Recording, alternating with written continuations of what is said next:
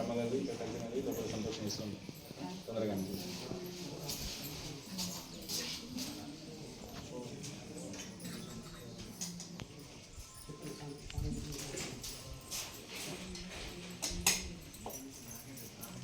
జటాధరం పాండురంగం శూలహస్తం కృపానిధిం సర్వరోగహరం దేవం దత్తాత్రేయమహం భజే.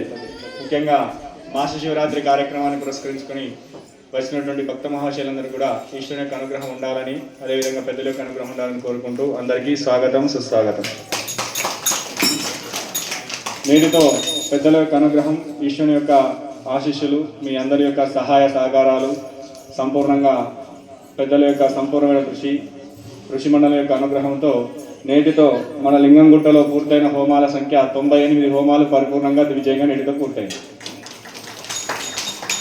98వ హోమం ఈశ్వరుని యొక్క అనుగ్రహంతో, పెద్దల యొక్క అనుగ్రహంతో ఎలాంటి ఆటంకం లేకుండా, ఎలాంటి అవరోధాలు లేకుండా 98 హోమాలు చేసుకోవడం అనేది మామూలు విషయం కాదు. ఎంతోమంది మహాత్ముల యొక్క అనుగ్రహం, ఎంతోమంది పెద్దల యొక్క ఆశీస్సులు, భక్తుల యొక్క సహాయ సహకారాలు, అదేవిధంగా మన ఈశ్వరుని యొక్క మహిమ అవన్నీ కలిస్తేనే కనీసం ఒక 10 హోమాలు చేయాలంటేనే ఎంతో ఇబ్బంది అవుతుంది. అలాంటిది 98 హోమాలు పూర్తి చేసుకోవడం అనేది పెద్దల యొక్క అనుగ్రహం, ఈశ్వరుని యొక్క సంపూర్ణ అనుగ్రహం ఉంటేనే సాధ్యమవుతుందని మనకు శాస్త్రం చెప్తుంది. కాబట్టి అందరికీ కూడా మళ్ళా ముఖ్య విషయం ఏంటంటే 100వ హోమానికి, అదేవిధంగా 108వ హోమానికి, 100వ హోమం ఏమవుతుంది మనకు మహాశివరాత్రి అవుతుంది. మహాశివరాత్రి 100వ హోమం అది మనం ఇప్పుడు కూడా లెక్క పెట్టుకోవాలి, అనుకోకుండా కలిసి వస్తుంది. ఇప్పుడు వచ్చేది 99వ హోమం అవుతుంది. మహాశివరాత్రితో కలిసి వచ్చేది 100వ హోమం రావడానికి ఆయన సంకల్పంతో సాధ్యమైంది, మనం పెట్టుకుంటే కాదు. ఎందుకంటే ఆ సంఖ్య 100 పూర్తి చేయడం అనేది అది మామూలు విషయం కాదు. ఒక్కొక్కరి జీవిత లక్ష్యమై ఉంటుంది. కనీసం ఒక 11 హోమాలు చేయాలంటేనే ఎంతో కష్టపడతారు. మహా సాధకులు కూడా చాలా ఇబ్బంది పడుతూ ఉంటారు. అంటే వాళ్ళలో అది లిఖించబడి స్థానబలం అక్కడ ఉండి ఈశ్వరుని యొక్క అనుగ్రహం ఉంటేనే సాధ్యమవుతుంది. అందులో మనం అన్ని హోమాలు పూర్తి చేసుకొని 100వ హోమం కూడా మహాశివరాత్రి రోజు పూర్తి చేసుకుని 100% మన స్థానం మన అందరిపైన ఈశ్వరునికి అనుగ్రహం ఉందని చెప్పడానికి ఎలాంటి సందేహం లేదు. 100% ఈశ్వర అనుగ్రహం. అదేవిధంగా 108వ హోమం కూడా పెద్దల యొక్క అనుగ్రహం, ఈశ్వరుని యొక్క అనుగ్రహం కనుక మనకు ఇదే విధంగా ఇచ్చేస్తే 108వ హోమం ఒక మంచి సంకల్పం అనేది ఉన్నది. అది ఇప్పుడు బహిర్గతం చేసేది కాదు. 108 హోమం కూడా అంగరంగ వైభవంగా లింగంగుట్టలో చేసుకొని ఇదైన తర్వాత ఒక మహాపుణ్యక్షేత్రంలో దాని యొక్క మహాపూర్ణాహుతి నిర్వహించే ప్రయత్నం చేద్దాం. అది చాలా గొప్పగా ఉంటుంది దాని ఫలితం. ఎందుకంటే 108 హోమాలు ఇక్కడ చేసుకొని అయిన తర్వాతనే నెక్స్ట్ డేనా లేకపోతే ఒక తిరువారం రోజు చేసుకుని కార్యక్రమం చేసుకొని భక్త సమేతంగా అందరం కలిసి వెళ్ళి కూడా ఒక మంచి పుణ్యక్షేత్రంలో ఈ 108 ఒక హోమాల యొక్క ఫలితం ఆ క్షేత్రంలో సమర్పించుకొని అక్కడ క్షేత్రంలో మహత్యాన్ని తీసుకొచ్చి లింగంగుట్టలో నిక్షిప్తం చేసి అది చరాచర సృష్టి ఉన్నంతసేపు కూడా అందరికీ ఉపయోగపడే విధంగా దాన్ని నిలబొక్కే ప్రయత్నం చేద్దాం. ఎందుకంటే అది తొందరలోనే ఉన్నాయి మనకు. ఇంకొక సంవత్సరం లోపు 108వ హోమం కూడా అంగరంగ వైభవంగా తప్పనిసరి చేసుకునే ప్రయత్నం చేస్తాం. కాబట్టి అది అందరికీ కూడా ఉపయోగపడాలి. అయితే నిత్యం కూడా ఇంటి లోపల దీపారాధన చేసుకుంటున్నాం, నిత్యం కూడా దైవారాధన చేస్తూ ఉన్నాం. ఈ చేసుకుంటూ వెళ్ళేటటువంటి క్రమంలో ఇంకా కొంత సాధన వైపు మళ్ళీ ప్రయత్నం అనేది చేసుకోవాలి. దానికి ఏం చేస్తే బాగుంటుంది అంటే మనం ప్రతి నిత్యం ఒక గృహస్థుడు ప్రతి నిత్యం ఎంతసేపు దైవ నామస్మరణ చేయాలి. స్త్రీలు కానీ పురుషులు కానీ అందరికీ కూడా అవసరమే. ప్రతి నిత్యము ఎంతసేపు స్మరణ చేసుకోవాలి. మనం జీవితాంతం కూడా మన నిత్య కర్మల్లోనే మునిగి ఉంటే జీవితం అనేది భగవంతుని వైపు గురువు వైపు మళ్ళడానికి వీలనేది ఉండదు. మనము దాన్ని కొంతవరకు భగవంతునికి ప్రయాణం చేసుకోవాలి. చేసుకునే ప్రయాణం ఏంటంటే నిత్యం దీపారాధన చేసుకొని, అంటే మనకి ఇంట్లో ఉన్నటువంటి దేవతలు కానీ దేవతల మూర్తులు కానీ ఫోటోలు కానీ వాటిని శుభ్రం చేసి కడిగి బొట్టు పెట్టి దీపారాధన చేసుకొని అక్కడికి క్లోజ్ చేస్తారు చాలామంది. అక్కడికి నా పూజ పూర్తయినది, దీపం ఫోటోలు కడిగినాం, బొట్టు పెట్టినాం, కొబ్బరికాయను ఏదైనా పండవ పలహారం పెట్టి హారతిచ్చినాం, అమ్మాయి అన్నిటితో నా పూజ పరిపూర్ణం అనే స్థితిలో ఉంటారు చాలామంది. ఏం చేయాలి? దీపారాధన చేసిన తర్వాత కనీసం ఒక 10 నుంచి 15 నిమిషాలు మనసును ఏకాగ్రతగా నిలుపుకొని భగవంతుని యొక్క నామస్మరణ చేసుకునే ప్రయత్నం చేయాలి. అలా చేస్తేనే ఆ స్థలంలో ఆ శక్తి అనేది మన దగ్గరికి రావడానికి ప్రయత్నం చేస్తుంది. ఇప్పుడు లింగంగుట్టకు వచ్చినా అంతే, ఫోన్ బంద్ చేయదు. లింగంగుట్టకు వచ్చినా కూడా మనం ఏం చేస్తున్నాం? కేవలం బలవంతంగా కూర్చుండబెట్టి ఒక 10 నిమిషాలు మాట్లాడకుండా అంటేనే మౌనం ఉంటున్నాం. కానీ మిగతా టైం అంతా ఏం చేస్తున్నాం? మాటలు. అంతకుమించి ఇంటి దగ్గర మాట్లాడడం. మనిషికి ముఖ్యంగా ఆధ్యాత్మిక శక్తి వచ్చేది ఎక్కడ ఉంటుందంటే మనకు పంచేంద్రియాలు అని ఉంటాయాడు. 5 జ్ఞానేంద్రియాలు అంటారు వాటిని. ఆ జ్ఞానేంద్రియాల వలనే మనకు ఈ చరాచర సృష్టిలో మంచి చెడుని అర్థమవుతూ ఉంటుంది. సర్వేంద్రియానం నయనం ప్రధానం. ముఖ్యంగా అన్నిట్లలో కళ్ళు ప్రధానమైనటువంటి ఒక స్థానాన్ని పొందున్నాయట. ఆ కళ్ళతోటి ఏం చేయాలంటే సాధ్యమైనంత వరకు భగవంతునికి సంబంధించినటువంటి రూపాలను, భగవత్ సంబంధించినటువంటి మహాత్ములను ఎక్కువ దర్శించే ప్రయత్నం చేయాలి. ఆ దర్శనంతో ఏమవుతుంది, మన దృష్టి ఏకాగ్రతం అవుతుంది. ఏకాగ్రతం కావాలంటే ఇంటి లోపల బయటకు వెళ్ళవలసిన అవసరం లేదు. మనం రోజు బయటకు వెళ్ళాలంటే గృహస్థునికి వీలు కాదు. చాలా రహస్యమైనటువంటి విధానం ఇది. ప్రతి నిత్యం గుడికి వెళ్ళామంటే వీలు పడదు. ఎందుకంటే మనం గృహస్థాశ్రమంలో ఉన్నాం. తప్పనిసరి మన ఇంటి కోసం కూడా కొద్దిగా మనం సాధన చేసుకోవాల్సి ఉంటుంది కాబట్టి, అంటే పనులు చేసుకోవాల్సి ఉంటుంది కాబట్టి తప్పనిసరి మనం ఏం చేయాలి, ఇంటి లోపలనే నిత్యం కూడా దీపారాధన వేసుకొని ఏదైనా సరే ఇష్టదేవత దత్తాత్రేయ స్వామి కానీ, శివుడు కానీ, అమ్మవారు కానీ, ఏదైనా సరే అన్ని దేవతలు ఒకటే. అది తెలిసేంత వరకే మన ప్రయాణం. తెలిసిందంటే ఆ దైవమే మన ఏమని నడిపించే ప్రయత్నం చేస్తుంది. అది తెలుసుకున్న వాడే నిజమైన సాధకుడు. ఆ సాధన స్థితిని మనం దగ్గర తెచ్చుకోవాలి. ఏదైనా సరే ఒక దేవతా ఫోటో కానీ, అమ్మవారి ఫోటో కానీ ఇంట్లో ఉందంటే దీపారాధన వేసుకొని కొంత సమయం కేటాయించి కనీసం ఒక 30 సెకండ్ల నుంచి మొదలుపెట్టి మీకు ఎంత వీలైతే అంతసేపు ఆ యొక్క రూపాన్ని కనుగొట్టకుండా చూసే ప్రయత్నం చేయండి. కనీసం 30 సెకండ్లు. తర్వాత ఆ రూపాన్ని చూసిన తర్వాత ఆ 20 సెకండ్లు 30 సెకండ్లు తదేకంగా చూసి అదేవిధంగా కళ్ళు మూసుకొని ఉదాహరణకు శివుని ఫోటో పెట్టినప్పుడు శివనామస్మరణ చేసుకొని ఓం నమ శివాయ, ఓం నమ శివాయ, ఓం నమ శివాయ, ఓం నమ శివాయ కనీసం ఒక 15 నిమిషాలు తగ్గకుండా ఆ యొక్క స్మరణ చేయండి. ఏ రూపాన్ని చూసిండ్రు మీరు?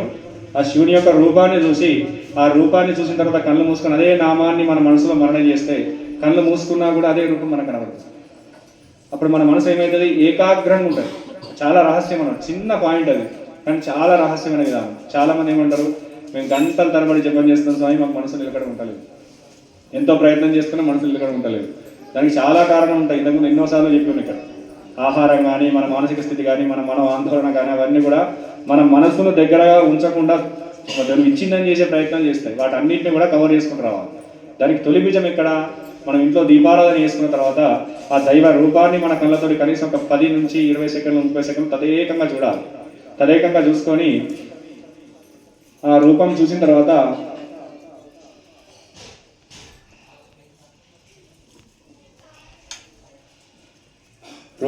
అదే రూపాన్ని తలుసుకుంటూ మనం కళ్ళు మూసుకొని ఆ స్మరణ అదే విధంగా కంటిన్యూ మనం మనసులో చేస్తుండాలి. ఆ స్మరణ కనీసం ఎంత చేయాలంటే ఒక 15 నిమిషాలు తగ్గకుండా చూసుకోవాలి. ఒక 5 నిమిషాలు చేసి పూజంతా చేసి 10 నిమిషాలు విడగొడతాం. దానికి సంబంధించిన ఐటమ్ తీసుకోవడానికి 2-3 రోజులు టైం తీసుకుంటాం. ఇప్పుడు రేపు మనకు శివరాత్రి వస్తుంది. శివరాత్రి కావాలని ఇల్లు చదువుతాం, సున్నం ఎత్తాం, అన్నీ చేసుకుంటాం, అంతా చేస్తాం. కానీ దేవుని పూజ వచ్చేసరికి 5 నిమిషాలు కంచులో నూనె పోసి దీపం ముట్టించి శివ శివ ఓం నమ శివాయ. మనం ఏం చేయాలి, జీవితంలో అది సామాన్యమైన స్థితి. ఆ స్థితిని కొంత పెంచుకోవాలి. దీపారాధన చేసిన తర్వాత స్వామి యొక్క రూపాన్ని చూసి కనీసం ఒక 15 నిమిషాలు స్మరణ, కళ్ళు మూసుకొని స్మరణ చేయండి. తర్వాత మళ్ళీ కళ్ళు తెరిచి స్వామి రూపాన్ని చూసుకొని ఏదైనా సరే పత్రం పుష్పం ఫలంతో ఏదైనా పండు కానీ, చక్కెర కానీ, బెల్లం కానీ అక్కడ పెట్టి కొద్దిగా నీళ్లు తల్లి దండం పెట్టి, ఈశ్వర నీ దయతో నాకు లభించింది, ఇది ఉంది స్వామి, నీకు తీసుకొని నువ్వు మాకు ప్రసాదంగా ప్రసాదించి స్వామి అని చెప్పి మీకు కావాల్సిన కోరికను వేధించుకొని హారతి ఇచ్చేసి అది తీసుకోండి. ఆ క్రమంలో అది నిత్యం కూడా జరిగేటటువంటి స్థితిలో ఏమవుతుంది జీవితంలో అంటే మీకు తెలియనటువంటి శక్తి ఆటోమేటిక్గా మీ ఎమ్మడి వస్తూ ఉంటుంది. ఆ శక్తి వచ్చేంత వరకు కూడా మనం కొద్దిగా ఓపిక అనేది ఉండాలి. ఓపిక లేకపోతే ఇలా ఏ శరీరం రావాలంటే ఏది కూడా మన దగ్గరికి రాదు. ఆ స్థితి రావాలంటే తప్పనిసరిగా నిత్యము సాధన చేసుకుంటుండాలి. నిత్యం కూడా ఆరాధన చేస్తూ ఉండాలి. ఒకరోజు చేసి 4 రోజులు ఇచ్చి పెడితే ఏమవుతుంది, ఒక్కరోజు సాధన విడిచినా కూడా ఉదాహరణ నిత్య సాధకులు ఉన్న వాళ్ళు నిత్యం గురు దగ్గర మంత్రం తీసుకొని నిత్య జపం చేసే వాళ్ళు ఉంటారు, చాలామంది ఉన్నారు. ఆ మంత్రం తీసుకొని నిత్యం ఆరాధన చేసుకుంటూ పోయి ఒక్కరోజు 2 రోజులు గ్యాప్ ఇస్తే సుమారు ఒక వారం రోజుల సాధన మనకు బేకైపోతుంది. అది నేను చెప్పడం కాదు, శాస్త్రాలు చెప్పినాయి, పెద్దలు చెప్పినాయి. మంత్రం తీసుకున్న వాళ్ళు ప్రతి నిత్యం ఇంట్లో పూజ కూడా ప్రతి నిత్యం చేస్తూ ఉండాలి. అలా చేయడం వలన మనకు మన ఆరాధ్య దైవానికి ఒక లింకు అనేది పెరుగుతుంది. అది దినదినం మనం అభివృద్ధి చేస్తుంది. అభివృద్ధి వచ్చేంత వరకు కూడా మనం ఎంత కఠినంగా ఉంటే అంత మంచిది. 15 నిమిషాల నుంచి మొదలుకొని మన సాధన ఎంత పెంచుకుంటే అంత మంచిది. మనం ఏం చేస్తాం, 5 నిమిషాలు 2 నిమిషాలు చేస్తాం, 2 నిమిషాలు 1 నిమిషం చేసి ఓం నమ శివాయ అమ్మయ్య పూజ అయిపోయింది. ఇక్కడ హోమం చేస్తా ఉంటే నిద్ర వస్తుంది అందరికీ. ఎప్పుడు అయిపోతుందో ఇంత తీర్థం పెట్టి నా వీర ముచ్చడికి పంపి తోడిసేపా మా శివరాత్రి పని అయిపోయా అనే రకంగా ఆలోచన చేస్తున్నాం. ఎక్కడైతే ఎక్కువ స్మరణ జరుగుతుందో, ఎక్కడైతే ఎక్కువసేపు మనం జపం చేస్తామో, ఎక్కడైతే ఎక్కువసేపు మనము భగవంతుడి కోసం తప్పిస్తామో ఆ తప్పించే స్థలము నుంచి నీకు శక్తి వస్తుంది. ఆ శక్తిని నువ్వు ఆస్వాదించగలిగినప్పుడే నిజమైన సాధకుడు. ఆ సాధన స్థితిని పెంచుకునే ప్రయాణం తప్పనిసరి. కళ్ళతోటి చెడును చూడదు సాధ్యమైనంత వరకు. మనం ఏం చేస్తాం, చాలా వాటికి పనికిరాని విషయాలు, టీవీలు, సెల్ ఫోన్లు పక్కింటికి పోయి వాళ్ళ ఇంట్లో ఏం పెట్టుకున్నారు, వీళ్ళ ఇంట్లో ఏం పెట్టుకున్నారు, వీళ్ళ ఇంట్లో ఏదో మంచి వస్తువు ఉందా తెచ్చుకుంటే మంచిగా ఉండదు, అలాంటి ఆలోచన ఉంటుంది. కన్నును ఎక్కువసేపు మనం అన్య వస్తువులపై ఉంచరాదు దృష్టిని. ఎందుకంటే ధర్మశాస్త్ర సర్వేంద్రియానం నయానం ప్రధానం అని చెప్పింది పెద్దలు. ఎందుకంటే ఈ కళ్ళతోటి మనం ఏదైతే చూస్తామో అది మన మనసులో ఇమిడీకృతమవుతుంది. సాధకులకు ఎస్పెషల్లీ, లౌకికులకు అవసరం లేదు. వాడు ఎంత చెప్పినా విన్నాడు. ఎవరైనా చెడు వ్యక్తి ఉన్నాడో వాడు ఎంత చెప్పినా వాడికి మంచి వ్యక్తికి రావడానికి, చాలా మంచి మార్గానికి రావడానికి చాలా సమయం పడుతుంది. కానీ మంచిని ఇంకా కొద్దిగా సాధన పెంచుకోవాలంటే ఆ సాధన పెంచుకునే స్థితిలో కళ్ళతోటి మంచిని చూడండి. వాళ్ళ ఇంట్లో ఏదైనా దైవానికి సంబంధించిన వస్తువులు ఉంటే దాన్ని దర్శనం చేసుకోండి. అట్లా చూడం. వాళ్ళ దగ్గర ఉన్న బంగారాన్ని చూస్తాం, వాళ్ళ టీవీని చూస్తాం, వాళ్ళ ఫ్రిడ్జ్ని చూస్తాం, వాళ్ళు కట్టుకున్న బంగారాన్ని చూస్తాం, వాళ్ళు పెట్టుకున్న దర్వాలను చూస్తాం. అంటే ఏమవుతుంది, అది ఒక చెడు నెగిటివ్గా వెళ్ళిపోతుంది మన ఆలోచన. ఆ నెగిటివ్ నుంచి మనం మంచి వైపు, అంటే చెడు నుంచి మంచి వైపు ప్రయాణం చేసుకునే ప్రయత్నం చేయాలి. అలా చేసినప్పుడే ఆ దృష్టి మారుతుంది. అందుకే భగవద్ సూత్రాలు కూడా ఉంటుంది, సృష్టిని మార్చలేవు, నీ దృష్టిని మార్చుకో. అది పెద్దలు చెప్పినటువంటి మార్గం. సృష్టిని నీ మామూలు లౌకిక దృష్టితో మార్చలేడు. ఎప్పుడైతే సృష్టిని మార్చే శక్తి నీకు రావాలంటే ఫస్ట్ నీ దృష్టిని మార్చుకునే ప్రయత్నం చేయాలి. ఆ దృష్టి ఎట్లుండాలి, నువ్వు ఏ పని చేసినా ఏది చేసినా కూడా అది దైవంతో సమానమే అనే చూపు నీ కళ్ళలో ఎప్పుడైతే నీకు మనసుతో చూస్తావో అది నిజమైనటువంటి సృష్టి, నిజమైనటువంటి దృష్టి. ఆ దృష్టి ఎవరిలో ఉంటుందో వాళ్ళు తప్పనిసరిగా లోక కళ్యాణాన్ని చేయగలుగుతారు. ఇలా మనకు ఇది కౌరవులు పంచపాండవుల గురించి అందరూ తెలిసిందే. కౌరవుల రాజవులు, వాళ్ళ అయ్య పేరు ధృతరాష్ట్రుడు. ధృతరాష్ట్రుని భార్య పేరు గాంధారేనా, సౌందర్యనా? గాంధారి. ఆ గాంధారి ఏం చేసింది కళ్ళకు? ఎందుకు కట్టుకున్నది? భర్తకు లేవని ఒక పాయింట్. కానీ ఆ భర్తకు లేవు ఒక ప్రతిపదా ధర్మం ఏంటంటే, నేను చూడనటువంటి సృష్టిని బహిర్భూతంగా నేను చూడడం ధర్మ విరుద్ధం అనుకున్నది ఆ తల్లి. ఏమనుకున్నది? భర్త చూడనటువంటి సృష్టిని నేను చూడడం ధర్మ విరుద్ధం అనుకున్నది. అందుకే ఏం చేసింది? గంతలు కట్టుకున్నది. కానీ ఒక సమయంలో గంతలు తీసింది. ఎప్పుడు తీసింది? అయితే కౌరవులకు పాండవులకు మధ్య యుద్ధం జరిగే సందర్భం ఏర్పడుతుంది. ఆ ఏర్పడినటువంటి సందర్భంలో ఆ తల్లి కౌరవుల యొక్క రాజు అంటే చెప్పారు, ఎవరైతే ఆ సేనకు ఆధిపత్యాన్ని వహిస్తాడో వాళ్ళ పెద్ద కొడుకు అన్నమాట. పెద్ద కొడుకేనా? ఆ వనాన్ని పేర్లు చెప్తారా మరి? మా వాళ్ళగా. అయితే ఆ పెద్ద కొడుకు యొక్క యుద్ధానికి వెళ్లే ముందు తల్లిదండ్రి దీవెన తీసుకుంటాడు. ఆ ఇన్ని రోజులు ఏం చేసింది? ఆ కళ్ళను బంధించుకున్నది. అంటే ఆ బంధించి ఏం చేసింది? ఓన్లీ ధర్మబద్ధంగా నడిచింది, ఒక ప్రతిపద ధర్మాన్ని అనుసరించి నడిచింది. చాలా రహస్యం అన్నాడు, చిన్న విషయం మనం తెలియాలంటే. ఆ ధర్మబద్ధమైనటువంటి నడవడికతోటి కళ్ళని ఏం చేసింది? చూడగలిగినా కూడా చూడలేదు. అంత అవకాశం ఉంది. అందురాలు కాదు, కళ్ళలో ఎలాంటి లోపం లేదు. అయినా కూడా కళ్ళు మూసుకొని తదేకంగా భగవంతుని యొక్క నామస్మరణ చేస్తూ చేస్తూ చేస్తూ చేస్తూ ఉన్నది. చేస్తున్నటువంటి ఆ తల్లి వాళ్ళ కొడుకుని ఎప్పుడైతే యుద్ధానికి పోయేటటువంటి సందర్భం ఉంటుందో ఆ సందర్భంలో ఇన్ని రోజులు నేను చూడలేదు బిడ్డ, యుద్ధం అనేది చాలా ఒక భయంకరమైనది. ఆ భయంకరమైన దాంట్లో నువ్వు వెళ్ళినా తిరిగి రావడం లేదా అక్కడే ఉండడం, వీరమరణం పొందడం సృష్టి యొక్క రహస్యం. అది మనకు అంతు చిక్కని బిడ్డ అని చెప్పేసి ఎందుకు ఆమెకు దాని వ్యామోహం కలిగి, అంటే కొడుకు యొక్క ప్రేమ కలిగి ఒక 2 నిమిషాలు చూడొద్దు అనుకునే సందర్భము మనసులో అనుకుంటూ ఒకసారి చేతిట్లో పట్టుకొని చూస్తారు. ఆ కన్ను తెరిచి చూసేసరికి ఆ కొడుకు ఏమవుతుందంటే వజ్రతుల్యమైన శరీరం వస్తుంది. ఆయన అంటే దాచిపెట్టి చూసి చూసి అంటే కళ్ళను మూసుకొని ఉంటున్న ఆ తల్లి ఒక్క నిమిషం చూడడానికి కొడుకుని ఏ రకంగా భావన చేసుకున్నది? కొడుకు మంచి బలవంతుడు కావాలి, మంచి శక్తివంతుడు కావాలి, ఈ చరాచర సృష్టినంతా కూడా జయించగలిగే శక్తి అతనికి రావాలి అని సంకల్పం చేసి ఏం చేసింది? ఆ సంకల్పం చేసి ఆ కొడుకును చూసింది. కొడుకును చూసేసరికి ఏమైంది? అతని శరీరం అంతా కూడా ఒక వజ్రతుల్యమైంది, ఒక గట్టి వాతావరణం, ఒక బండరాయిలాగా వజ్రంలాగా ఏర్పడింది. ఎందుకు అట్లా ఏర్పడ్డదంటే ఆ దృష్టిని ఆమె కొద్ది రోజులు దాచిపెట్టింది, అంటే బయట బహిర్గతం చేయలేదు. అలా చేసుకుంటే ఏం చేసింది? మనసులో స్మరణ చేసుకుంది, ప్రతిపద ధర్మాన్ని పాటించింది. అలా ఉండడం వల్ల ఏమైంది? అద్భుతమైనటువంటి నేత్రశక్తి, దృష్టి యొక్క శక్తి పెరిగింది. అందుకే మహాత్ములు ఏం చేస్తారు? సాధ్యమైనంత ఎక్కువసేపు కూడా కళ్ళు మూసుకొనే స్మరణ చేస్తారు, కళ్ళు మూసుకొని ధ్యానం చేస్తారు. అందుకే జపం చేసేటప్పుడు ఏం చెప్పారు పెద్దలు? కళ్ళు మూసుకొని చేయాలరా అంటారు. మనం ఏం చేస్తాం? కళ్ళు తెరిచి చేస్తాం. కళ్ళు మూసుకుంటే నిద్ర వస్తుంది, నీళ్లు కారుతాయి, భయం అవుతుంది, ఆవునిపలు వస్తాయి, అన్నీ వస్తాయి, రాని బాధలు అన్నీ వస్తాయి.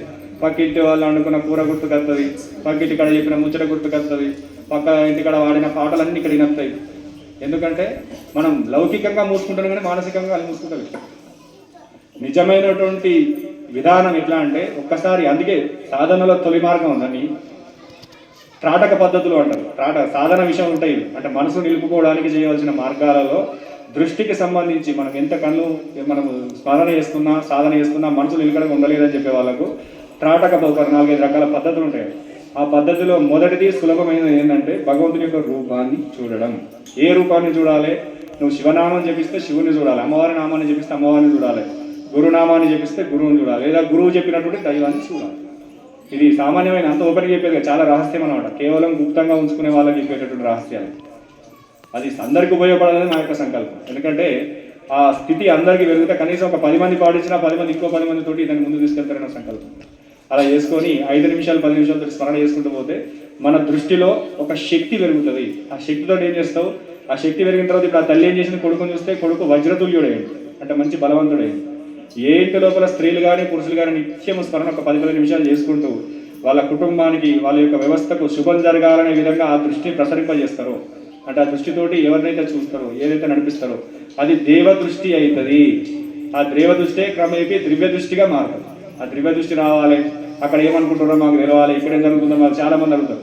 దానికి ఏమైనా మంత్రాలు ఉంటాయా స్వామి, లేకపోతే ఏమైనా చెట్లు ఉంటాయా, చెట్ల క్రియలు ఉంటాయా? దానికి ఏ క్రియలు ఉంటాయి? దృష్టిని నిలబడమే గొప్ప సాధన. ఆ దృష్టిని నిలిపేటటువంటి స్థితి నీ దగ్గర వచ్చిందంటే సర్వము ఎక్కడ ఏం జరుగుతుందో నీ అంతర్దృష్టికి అర్థమవుతుంది.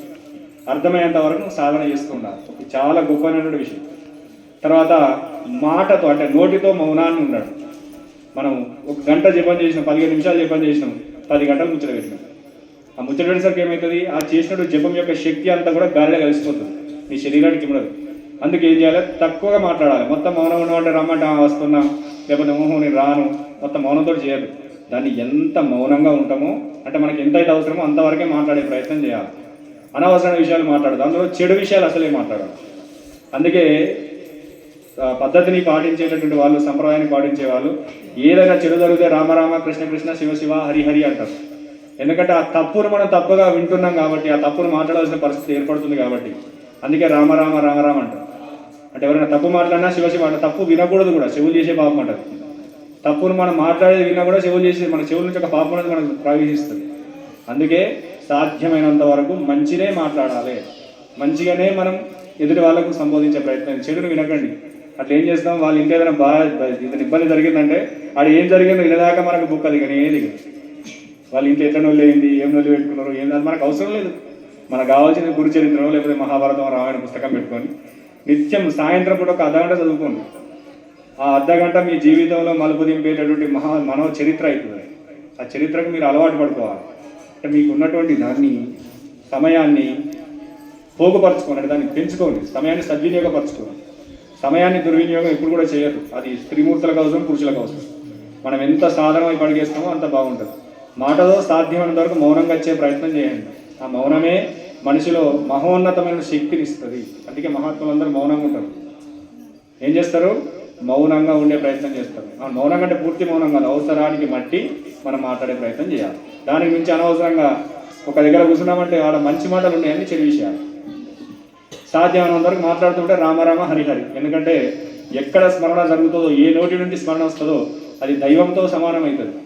ఆ ప్రయత్నం అనేది నిత్యం కూడా స్మరణతో పాటు మన మౌనంతో పాటు మాట్లాడవలసి వస్తే దానికి భగవంతుని యొక్క నామాన్ని జోడించి మాట్లాడే ప్రయత్నం చేయాలి. అది చాలా ఇంపార్టెంట్. చెడును మనం ఎప్పుడైతే వింటామో, చెడును ఎప్పుడైతే చూస్తామో మనం సంపాదించుకున్నటువంటి తపస్సులో కొంత భంగం అయిపోతుంది. అందుకే జపం చేసి కూడా అనవసర విషయాలు మాట్లాడద్దు, అనవసరమైనటువంటి విషయాలను వినరాదు. కాబట్టి చాలా మనం స్థితిలో ముందుకెళ్ళేటువంటి ప్రయత్నం చేస్తాం. ప్రతి నిత్యం కూడా భగవంతుని స్మరణ చేసుకుంటూ ఆ సమయాన్ని పెంచుకునే ప్రయత్నం చేయండి. అలా పెంచుకోవడం వల్లనే మన జీవితంలో ఉన్నత స్థితి వస్తుంది. ప్రతి నిత్యం దీపారాధన ఉండాలి, ప్రతిరోజు దీపారాధన పొద్దున సాయంత్రం జరుగుతూ ఉండాలి. ప్రతి నిత్యం రామనామం ఉండాలి. మన చిన్న కుటుంబాలలో లేదు, అది ప్రతి ఒక్క కుటుంబానికి రావాలి. ఉన్నతులు ఏం చేస్తారు? వాళ్ళు ప్రతి నిత్యం చేస్తారు. ప్రతి నిత్యం హరినామస్మరణ, భగవద్నామస్మరణ, నిత్యం దీపారాధన, పొద్దున సాయంత్రం దీపారాధన, యథాశక్తి దానాలు. వాళ్ళకి ఏది ఉంటుంది? పత్రం పుష్పం బలం దోయం, ఏది వీలైతే మనం తీర్చేస్తూ ఉంటాం. అన్నిటికంటే గొప్పది, సులభమైంది సాధనకు అన్నిటికంటే మనకి ఇదైంది ఏంటంటే సేవ. అది ఆలయ సేవ కానీ, ఆశ్రమ సేవ, గురు సేవ కానీ, గోసేవ కానీ, మానవ సేవనే మానవ సేవ అని చెప్తాడు. నీ తోటి వారికి నీకు సహాయం వీలైతే సహాయం చేయి, సాధ్యమైనంత వరకు వాళ్ళకి సేవ చేయి. వాళ్ళకి చెప్తే నాకేం బదులు పోతారు కైకిలాలు ఉందా మన దగ్గర? అది బదులు కూడా ఒక రకమైన సేవనే. వాళ్ళు మన దగ్గరికి వచ్చి నాటైతే మనం వాళ్ళ దగ్గరికి పోయి నాటేయాలి. ఈ ఏరియాలో ఉందో లేదో, ఆ ఏరియా మా ఏరియాలో ఉంటుంది చాలా ఉంటుంది. దాన్ని బదులు కూడా అంటారు. ఒకరికి ఏదైనా పని ఉంటే పోయి ఒకరికి మళ్ళీ పని వాళ్ళకి వచ్చి చేయడం. అట్లా చేయడం వల్ల ఏంటంటే ఒకరికొకరు పరస్పరం సహకారం అందించుకోవడం. ఆ సహకారంతో ఏమవుతుంది, జీవితంలో ఒకరికొకరికి ఐకమత్యం పెరుగుతుంది. ఐకమత్యం పెరిగి అందరూ కూడా వసుదైక కుటుంబం, అంత ఒక కుటుంబంలాగా ఉండడానికి ప్రయత్నం చేస్తారు. ఇవాళ ఏమైపోయింది, డబ్బులు ఎక్కువైపోయినాయి, 500 నుంచి అక్కడ 1000 ఇస్తారు, పని చేపించుకుంటారు. దాన్ని కొనద్దు ఏదైనా కానీ. జ్ఞానాన్ని ఎప్పుడైనా కూడా మనంతలో మనం వెళ్ళి తీసుకొచ్చుకోవాలి. అది చాలా ఇంపార్టెంట్. బంధుత్వమైన మంచితనమైన ఏదైనా కూడా మన ప్రయత్నంతో మనం వెళ్ళిన ఉత్తమమైనటువంటి లక్ష్యం. కాబట్టి అందరూ కూడా సాధ్యమైనంత వరకు సాత్వికతను అలవాటు చేసుకోండి. సాధ్యమైనంత తక్కువగా మాట్లాడండి. సాధ్యమైనంత ఎక్కువగా భగవంతుని యొక్క నామస్మరణ చేయండి. అది జీవితంలో మీ ఎదుగుదల మీకే పనిచేస్తుంది. ఇలా డబ్బులు రావాలి రావాలి రావాలి, నాకున్న సమస్యలు తీరాలి తీరాలి తీరాలి, ఎప్పుడు అక్కడే ఉంటుంది మన జీవితం. నాకు పెళ్లి కావాలి, నాకు కొడుకు పుట్టాలి, కొడుకు పెళ్లి కావాలి, ఇక అందరి జీవితం కలుగుతుంది. మళ్ళీ వాడి పుట్టాక వానికి మనవాడు పుట్టాలి, వాడి మనవాడి పెళ్లి నేను చూడాలి, వాళ్ళ పిల్లలను కూడా నేను చూడాలి. అన్న నుండి దేవుని ఎప్పుడు చూస్తుంది, దైవందికి ఎప్పుడు వెళ్తుంది నీ మనసు. అన్ని భగవంతుని యొక్క శక్తి ఒక్కటి నీ దగ్గర ఉన్నదంటే నువ్వు శరీరంతో ఉన్నా లేకున్నా భగవంతుడు నీ ఎంబడి ఉండి అన్ని చూపెడతాడు. నిజమైన దైవశక్తి. ఆ శక్తి నువ్వు సంపాదించగలగాలి. ఆ శక్తి రావడానికి మనం ప్రయత్నం చేయడమే మానవ లక్షణం. ఆ ప్రయత్నం లేకుండా మనం ఎంత కష్టపడ్డా కూడా దానికి అర్హులం కాదు. అంటే ఏదైనా కూడా మనం ఒక సూటిగా అడిగితే అది భగవంతుడు ఇయ్యలేడు. భగవంతుడిని మనం కోరుకుంటే మనకు కావాల్సిన సంకల్పాలు అన్నీ కూడా నెరవేరుతూ ఉంటాయి. మనకి ఏదైతే కావాలో దాన్ని ఒకదాన్ని పట్టుకుంటే అక్కడికే మనకు పరిమితం అయిపోతాం. ఇక్కడికే రావాలంటే ఇక్కడికే ఉంటుంది. ఇది కాదు, నేను చరిత్రలో మనకు భూమండలం నుండే మొత్తం ఆధ్యాత్మిక శక్తిని అంతా కూడా నేను గ్రహించగలగాలి అంటే భగవంతుని నీ అనుగ్రహం నా పైన ఉన్నది. నీ అనుగ్రహం నా పైన ఉన్నదంటే మనం ఎవరో మనం పిలవడం అవసరం లేదు, ఎవరినో మనం వస్తామని బదిలాడ అవసరం లేదు. వాళ్ళే అన్ని చూపెడతారు. భగవంతుని యొక్క శక్తి తీసుకెళ్తాం. ఆ శక్తిని మనం ఆస్వాదించే ప్రయత్నం చేయాలంటే నిత్యం కూడా స్మరణ చేసుకోండి, తృప్తిగా ఉండండి. ముఖ్యంగా ఇంట్లో ఒకరికొకరు గౌరవాన్ని పెంచుకోండి. భార్య భర్తను గౌరవించాలి, భర్త భార్యను గౌరవించాలి. ముఖ్యంగా కోడలు అత్తమామను గౌరవించాలి, కొడుకులు తల్లిదండ్రులను గౌరవించాలి. ఎప్పుడైతే పెద్దల యొక్క అనుగ్రహం ఉంటుందో, నువ్వు గుడి చుట్టూ 100 ప్రదక్షిణలు చేసినా ఒకటే, తల్లిదండ్రులకు ఒకసారి నమస్కారం చేసినా ఒకటే, ధర్మం చెప్పినటువంటి సుఖం. కాబట్టి తల్లిదండ్రులు ఎప్పుడు తెలిసి కానీ తెలియదు కానీ బాధ పెట్టద్దు. వాళ్ళు ఎన్నో అంటారు, ఏజ్ పైన పడుతుంది, ఏదో రకంగా మాట్లాడతారు, ఎన్నో ఇబ్బందులు జరుగుతూనే ఉంటాయి. తల్లిదండ్రుల అనుగ్రహం లేని గురువు అనుగ్రహం లభించదు, గురువు అనుగ్రహం లేని దైవ అనుగ్రహం లభించదు. నువ్వు ఎన్ని లక్షల దానాలు చేసినా, కోట్ల దానాలు చేసినా తల్లిదండ్రులను చూడకపోతే, అత్తమాలను చూడకపోతే మనకి ఏమీ ఉండదు. కాబట్టి తల్లిదండ్రులను, దైవాలను, గురువును, తులసిని తప్పనిసరి ఆరాధించే ప్రయత్నం చేయండి. గోమాతను తప్పనిసరి పూజించండి. యథాశక్తి పత్రం పుష్పం ఫలంతో మీకు కలిగింది గోమాతకు సమర్పించండి. ఇంటి ముందు ప్రతిరోజు తులసి మాతను ఆరాధన చేయండి. ఎక్కడైతే తులసి ఉంటుందో అక్కడ లక్ష్మీ స్థిరనివాసమై ఉంటుంది. ఎక్కడైతే గో ఉంటుందో సాక్షాత్ భూమండలంలో శరాశర సృష్టిలో ఉన్న దేవరాశి అంతా కూడా అక్కడ గోమాత దగ్గర ఉంటుంది. అంటే ఒక గోవుకు సేవ చేస్తే ప్రత్యక్షంగా దేవతలకు అందరికీ, ఋషిగణాలకు అందరికీ మనం సేవ చేసినట్టు. ఆ స్థితి తెలియదు. మనం షార్ట్ కట్ ఎక్కడ లింగం ఉంటుంది, ఎడ నీళ్ళు పోయాలి, అలా పోయకపోతే ఎట మళ్ళీ పెట్టుకోవాలి, అదే ఆలోచనతో ఉంటాం. దైవానికి దగ్గర కావాలంటే ఇట్లాంటి చిన్న చిన్న మన పెద్దలు మనం చెప్పింది కాదు. అది సనాతన ధర్మ ఋషులు జ్ఞానంతో ఎంతో తపస్సు చేసి సంపాదించినటువంటి శక్తిని అంతా కూడా మనకు వాళ్ళ పుస్తకాల రూపంలో, వేదాల రూపంలో, ఉపనిషత్తుల రూపంలో, మహా స్టోరీల రూపంలో, పురాణాల రూపంలో మనకు అందించారు. వాళ్ళందరినీ గౌరవించుకుంటూ ఆ సాధన చేసే ప్రయత్నం చేయండి. మళ్ళీ ఇప్పుడు ఏకాదశి, వైకుంఠ ఏకాదశి ఏ తారీఖు ఉన్నది? ఏం వారం అవుతుంది? ఆ రోజు శుక్రవారం, ఆదివారం, శుక్రవారమేనా? ఇది ఏం ఏకాదశి అంటారు దాన్ని? వైకుంఠ ఏకాదశి. ఏం చేయాలి ఆ రోజు? ఉత్తరధార దర్శనం చేయాలి, విష్ణు ఆలయాన్ని దర్శనం చేసుకోవాలి. ఇంకా ఒక్క పొద్దు ఉండాలా? లేని వాళ్ళు లేదు. ఏం చేయండి, వైకుంఠ ఏకాదశి నాడు యథాశక్తిగా ప్రొద్దులు లేచి తలస్నానం చేసుకుని శుద్ధి చేసుకొని ఇంట్లో దీపారాధన చేసుకొని ఇష్ట దైవాలను మనసులు తలుసుకొని, తల్లిదండ్రులు ముఖ్యంగా మనసులు తలుసుకొని వాళ్ళకి పాద నమస్కారం చేసుకొని, మీకు ఎక్కడ వీలుంటే అక్కడ దైవ దర్శనం చేయండి. విష్ణు ఆలయం అని కాదు, ఏ ఆలయం దర్శనం చేసినా పుణ్యమే, ఎక్కడ ఏ కార్యక్రమం చేసినా మంచిదే. దానికంటే గొప్పది ఏంటంటే ఉదయం మనకు ఉత్తరద్వార దర్శనం పెడతారు. కొన్ని పద్ధతులు ఉంటాయి, దానికి పూజ విధానాలు ఉంటాయి. ఆడ చేసి తప్పనిసరిగా తెలిసి కానీ తెలియక ఉత్తరద్వార దర్శనం చేసుకునేవారు ఉత్తమ జన్మ లభిస్తుంది, లేదా ఉత్తమ గతులు దొరుకుతాయని శాస్త్రం చెప్తుంది. వాడు సాక్షాత్తు నారాయణ్ణి శరీరంతో చూడగలిగే శక్తి పొందుతుందని చెప్తారు. కానీ ఆ ఆలయం మనం వెళ్ళేటప్పుడు ఏ రకంగా ఉండాలి? త్రికరణ శుద్ధిగా వెళ్ళాలి. మనసుతో, మాటతో, శరీరంతో మనం ఎంత శుద్ధిగా వెళ్తామో అంత శక్తి అనేది ఆలయం నుంచి మనకు వస్తుంది. కాబట్టి అవకాశం ఉన్న ప్రతి ఒక్కరు కూడా వైకుంఠ ఏకాదశి నాడు విష్ణు ఆలయాన్ని కానీ ఏ ఆలయమైనా సరే, అమ్మవారి ఆలయమైనా పర్వాలేదు, తప్పనిసరి వెళ్ళి దర్శనం చేసుకోండి. ముఖ్యంగా ఇంటి లోపల కూడా నిత్యం ఆ రోజు ఎక్కువగా స్మరణ చేయండి. ఎందుకంటే ఆ రోజు వైకుంఠ ఏకాదశి నాడు హరినామ స్మరణ చేస్తే అనంతమైన ఫలితాన్ని ఇస్తాడట హరీష్. ఆ ఫలితం రావాలంటే మన మనసును మనం ముందే ప్రిపేర్ చేసి పెట్టుకోవాలి. మన ప్రిపరేషన్ ఎట్లుంటుందంటే, ఇవాళ ఏకాదశి, ఇవాళ ఒక పొద్దు ఉండాలి, ఇవాళ ఏం తినద్దు, ఏం తాగాలి, అక్కడనే ఉంటాం. తినద్దు తాగద్దు అని ఆలోచన ఏమవుతుంది, లోపల రెగ్యులర్గా ఆకలి కంటే ఎక్కువ అవుతుంది.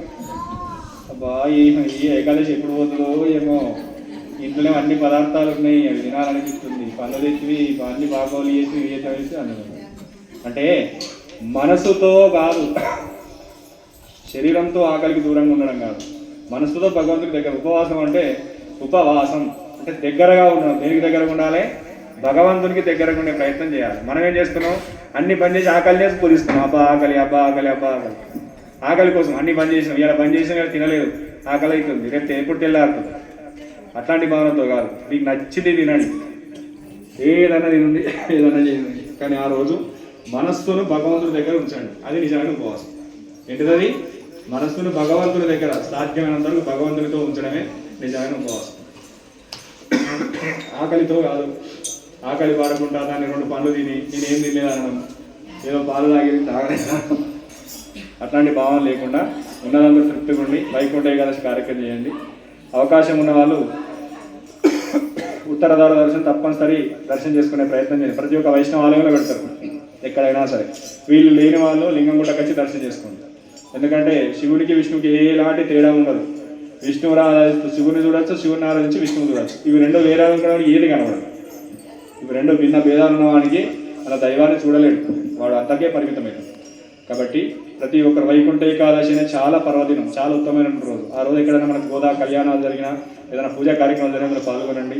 యథాశక్తి పత్రం పుష్పం ఫలంతో మీ అంతగా సహకారం చేయండి. అక్కడ ఉన్న దైవాన్ని దర్శనం చేసుకోండి.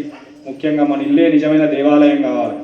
కాబట్టి నిత్యం దీపారాధన, అంటే ఆ రోజు మంచి ఇంటిని శుద్ధి చేసుకొని ఎక్కువ స్మరణ చేయండి. 1 గంట, గంటన్నర సేపు భగవంతుని యొక్క స్మరణ. ఏదైనా ఒకటి తీసుకోవాలి.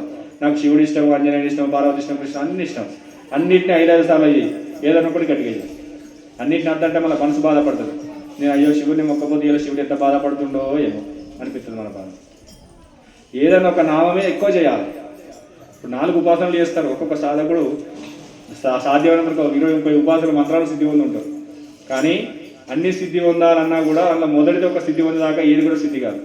ఆ ఏదైతే నిన్ను మొదట సిద్ధిగా తయారు చేసిందో ఆ మంత్రం జీవితం ఉన్నంత వరకు మర్చిపోతుంది సాధకుడు. కాబట్టి నిత్యం కూడా స్మరణ అధికంగా చేసే ప్రయత్నం చేసుకొని మీ జీవితాల్లో ఉన్నత స్థితికి రావాలని కోరుకుంటూ, ఈరోజు మాస శివరాత్రి సందర్భంగా వచ్చినటువంటి మీ అందరికీ కూడా ఈశ్వరుడు అనుకున్న కార్యాలు అనుకున్న విధంగా నెరవేర్చి ఆయురారోగ్యం వెళ్ళాలని భగవంతుని వేడుకుంటూ అందరికీ కూడా అనేక మంగళాశాసనాలు అందిస్తూ ఒక 2 నిమిషాలు ఓం నమః శివాయ స్మరణ చేసుకొని తర్వాత బొట్టు కార్యక్రమం ప్రారంభం చేసుకొని తీర్థప్రసాదం తీసుకొని భోజనం చేసి అందరూ కూడా ఓం నమః శివాయ చేసుకొని తర్వాత పల్లకి సేవ కూడా ఉంటుంది. పల్లకి సేవ కూడా అటెండ్ అయ్యే ప్రయత్నం చేయండి. ఎందుకంటే ఇది మాస శివరాత్రి అనేది మళ్ళీ మనిషికి రాదు. ఇలాంటి చాలా ప్రత్యేకమైన రోజు. ఈ మాస శివరాత్రిలో మనం ఎంత శివస్మరణ చేసినా, ఎంత దైవ సాధన చేసినా అది కోటానుకోట్ల ఎట్లా ఫలితం ఇస్తుంది. అది సామాన్యులకు అర్థం కాదు, అది మామూలు విషయం కాదు. ఏదైతే మాస శివరాత్రి రోజు త్రికరణ శుద్ధిగా ఈశ్వర దర్శనము, యథాశక్తి శివనామ స్మరణ చేసుకున్నావు అంటే నువ్వు నిస్సంశయంగా శివుడికి దగ్గర అవుతున్నావు అనే విషయం, దానికి వేరే ఏం లేదు. ఈరోజు ఇంత దూరం వచ్చినంటే మీ అంతలో మీరు రావడం 90% కావచ్చు, కానీ ఎక్కడనో 10% అనేది ఈశ్వరుని యొక్క అనుగ్రహం ఉంటే ఇంత దూరం రాగలుగుతాను. ఇంటికాడ నుండి చేసిన చాలామంది ఉన్నారు. కానీ శివాలయంలో తప్పనిసరి మాస శివరాత్రిలో తప్పనిసరి యథాశక్తిగా స్మరణ చేయాలి. అది ఒక్కసారి చేస్తే 1,000 సార్లు చేసిన సమానం. కాబట్టి జీవితం ఉన్నంత వరకు ఇలాంటి ప్రత్యేకమైన పర్వదినాలు వృధా చేసుకోకండి. ఎందుకంటే సినిమాకు పోతాం, షికారు పోతాం, ఎన్నో చేస్తాం, అనవసరంగా తిరుగుతాం. అది తిరుగుడా కాదు. దైవ సన్నిధిలో 10 నిమిషాలు కూర్చుంటే మనకు ఎంతో శక్తి మనం ఎంబడి వస్తుంది. ఆ స్థితిని అలవాటు చేసుకునే ప్రయత్నం చేయాలని చెప్తూ, మాస శివరాత్రి శివుని యొక్క అనుగ్రహం అందరికీ తప్పనిసరి ఉంటుంది. ఈశ్వరుని యొక్క అనుగ్రహం లభించాలనుకుంటూ అందరికీ కూడా ఓం నమః శివాయ. అవధూత చింతన శ్రీ గురుదేవ.